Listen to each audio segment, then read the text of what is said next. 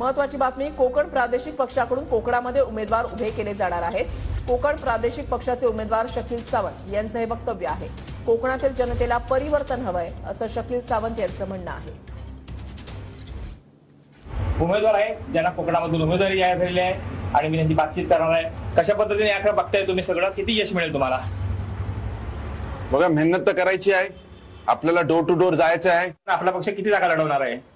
नाही, कोकणामध्ये खाली आपण लढणार, खाली सिंधुदुर्ग रत्नागिरी। निशाणी दिली का आपल्याला? काय निशाणी तर अजून आपल्याला भेटली नाहीये, तर आता मी इंडिपेंडेंट राहणार। कोकण प्रादेशिक पक्षांना मग इंडिपेंडेंट उभा राहणार आणि जरी फॉर्म भरणार तर ती आम्हाला निशाणी भेटणार, मग ती आम्ही डिक्लेअर करणार। काय वाटतं किती लोकांचा प्रभाव तुमच्याजवळ आहे? कुठल्या कुठल्या गटातले कार्यकर्ते तुमच्या सोबत? तुम्ही कोणत्याच्या सभा झाल्यात का किंवा सभा घेणार आहात? कसा प्लॅन ठरलाय? सभा नाही घेणार, डोर टू डोर जाणार।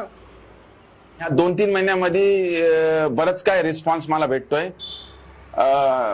ओके, मी आज फ्रेश कॅन्डिडेट आहे आणि लोकांना माझ्यावर विश्वास केला तर प्रामाणिकपणे मी काम करू शकतो त्यांच्यासाठी आणि बरंच काय करू शकतो त्यांच्यासाठी। आपल्याला जे इन्फ्रास्ट्रक्चर वाढवायचं आहे रत्नागिरी सिंधुदुर्गाचा, त्याच्यासाठी लोकांना बदलाव पाहिजे आणि हा बदलाव लोकांना करायला पाहिजे। कृष्णकांत सागावकर, टीव्ही 9 मराठी, चिपळूण।